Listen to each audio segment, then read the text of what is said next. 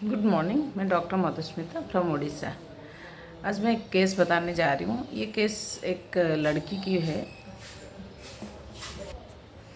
एक 20-22 साल की लड़की होगी, पतली सी, बुरखे में एकदम फुल। वो अपने भाई के साथ आई हुई थी। उसका भाई मेरा रेगुलर पेशेंट है, तो उसको वो लेके आया था। वो बाइक में आए, उसके साथ एक बच्ची भी थी।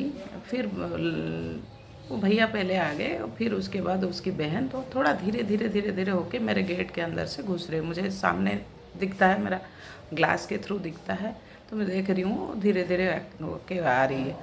तो उसके भैया ने मुझे बोला कि 3-4 दिन हो गया उसकी बहन को पेन है मतलब यहाँ पे मिड स्टर्नम रीजन से लेके पेट तक पेन है।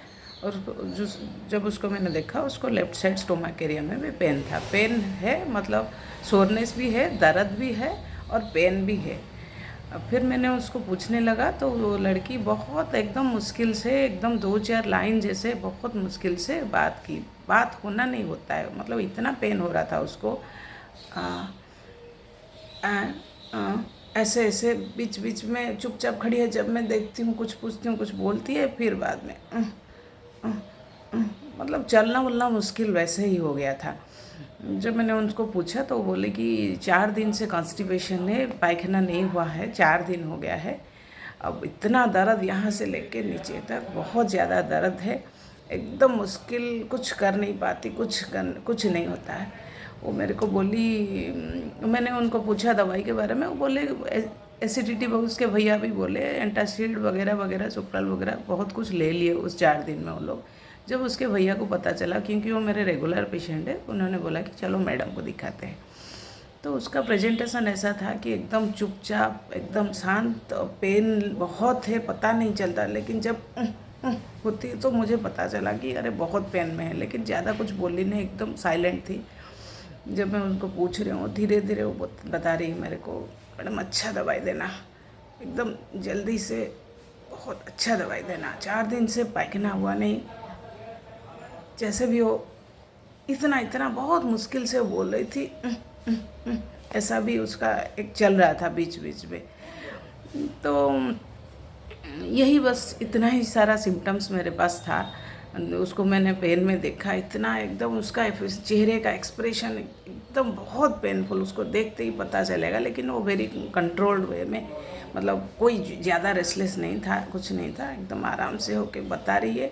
जैसे कि अभी उसको थोड़ा आराम चाहिए है, अभी कुछ हो जाएगा तो उस बहुत जल्दी वो ठीक होना चाहती थी और थोड़ा उसको आराम चाहिए था, क्योंकि 4 दिन से कॉन्स्टिपेशन है। मतलब आप लोग समझ सकते हो कैसे तकलीफ़ में हुई होगी। वो कुछ काम धंधा नहीं कर पाती, ऐसे पकड़ के पड़ी रहती है, ऐसे हालत एकदम ख़राब हो गया था उसका। जब मैं उसको पूछ रही हूँ, धीरे धीरे कुछ ना कुछ थोड़ा थोड़ा बता रही है, फिर वो अपने आप कंट्रोल करने की कोशिश कर रही। इतना सा ही केस था।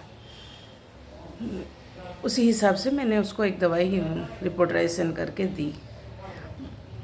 फिर उसके बाद उसके भैया उसको लेके चले गए थे। कल ही उसके भैया और उसके बच्चे, उस छोटे बच्चे को लेके आए थे। तब मैंने उसको पूछा उसकी बहन के बारे में। अरे अपनी बहन को लेके आया था, बहुत पेन था, वो कैसा है अभी, कि ठीक हुआ, क्या हुआ, कुछ बताया नहीं। उसके भैया ने बोला अरे नहीं नहीं, वो तो 4 दिन से इधर उधर से दवाई खा रही थी, मैंने बोला था मैडम के पास लेके चलेंगे। तो उसी दिन वो रात तक वो ठीक हो गई थी। शाम को आए थे वो लोग मेरे पास, रात तक वो ठीक हो गए, एकदम बढ़िया हो गए वो। Now the analysis part. इस केस को मैंने कैसे समझा। जो उसको जो पेन, उसको हम क्या लेते हैं, मॉर्निंग लेते हैं, morning, MOAN, morning, morning pain from. देखिए उसमें दवाई जाके जो जो भी है, मॉर्निंग पेन फ्रॉम। और बहुत ज़्यादा कुछ मिला नहीं उस केस में मुझे। और वो जो बोली, मुझे कुछ अच्छा दवाई दीजिए, 4 दिन से कॉन्स्टिपेशन है।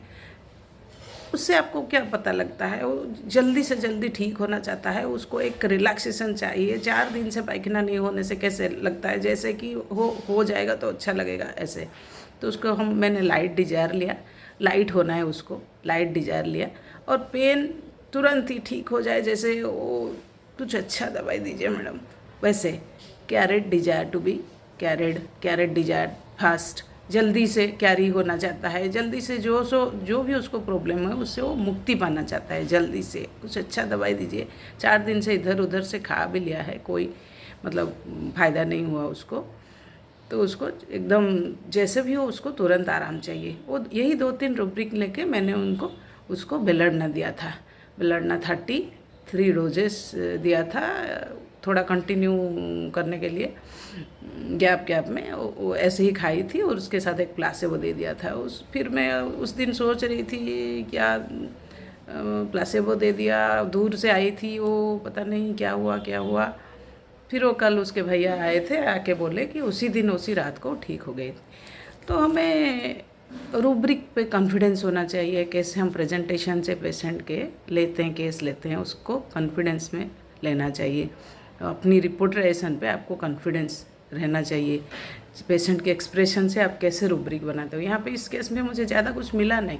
पेशेंट को इतना ज़्यादा तकलीफ है, उसको अपना हिस्ट्री पूछो, कैसे हुआ, क्यों हुआ, क्या सोच रहे हो, बहुत मुश्किल है एकदम। प्रेजेंट पी जो डॉक्टर सहगल हमें सिखाए थे, थोड़ा जो प्रेजेंटेशन आपके सामने है उसमें से एक्यूट में आप ज़्यादा हिस्ट्री लेना मुश्किल हो जाएगा दिस कंडीशन में।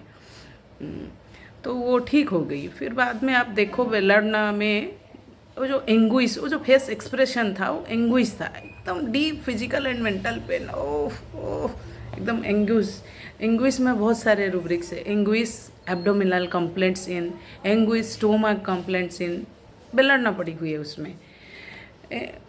और कुछ भी इसी तरह का उसके साथ आप सोचोगे।